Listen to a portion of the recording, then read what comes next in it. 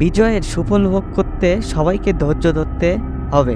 BNP নেতা সালাউদ্দিন ৯ বছর ধরে ভারতে অবস্থানের পর আজ রোববার দেশে ফিরে বিএনপির স্থায়ী কমিটির সদস্য সালেউদ্দিন আহমেদ বলেছেন, দেশের জনগণ যাতে স্বাধীনতা, গণতন্ত্র ও বিজয়ের সুফল ভোগ করতে পারে, সেই জন্য সবাইকে ধৈর্য ধারণ ও শৃঙ্খলা ফিরিয়ে আনতে হবে।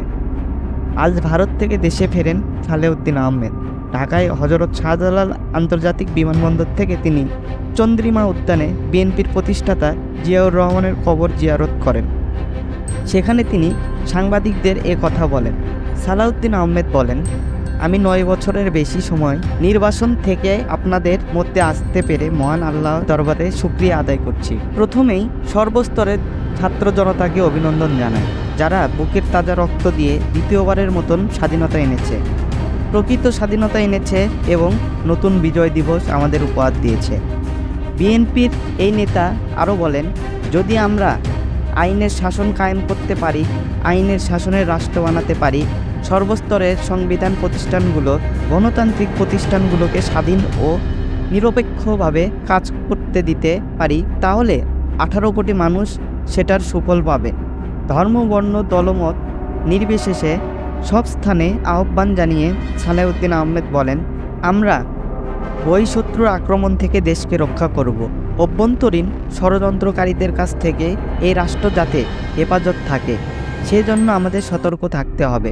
আমরা সব গোষ্ঠীর, ধর্ম, বর্ণ, দলমত নির্বিশেষে সবাইকে সমভাবে যেন সমদৃষ্টিতে দেখি এবং দেশের সবাইকে আমরা যেন বাংলাদেশি হিসেবে দেখি। আওয়ামী লীগ সরকারের পতনের কথা তুলে ধরে সালাউদ্দিন বলেন, কোনো একক রাজত্বের জন্য, একক শাসনের জন্য, একক কৃতিত্ববাদের জন্য যারা বাংলাদেশের রাজনীতি করবে, তাদের কোনো জায়গা এ দেশে হবে না।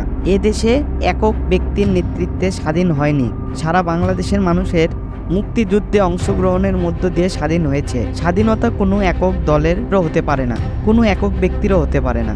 এ সময় বিএনপির ভাইস চেয়ারম্যান বরকতুল্লাহ, জ্যেষ্ঠ যুগ্ম মহাসচিব রুহুল কবির রিজভী, যুগ্ম মহাসচিব ফখরুল কবির খোকন সহ দলটির কেন্দ্রীয় নেতারা উপস্থিত ছিলেন।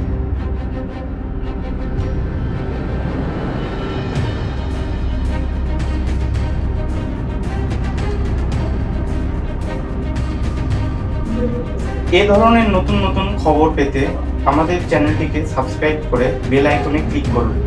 দেখা হচ্ছে আগামী পর্বে। সে পর্যন্ত ভালো থাকুন, সুস্থ থাকুন। ধন্যবাদ।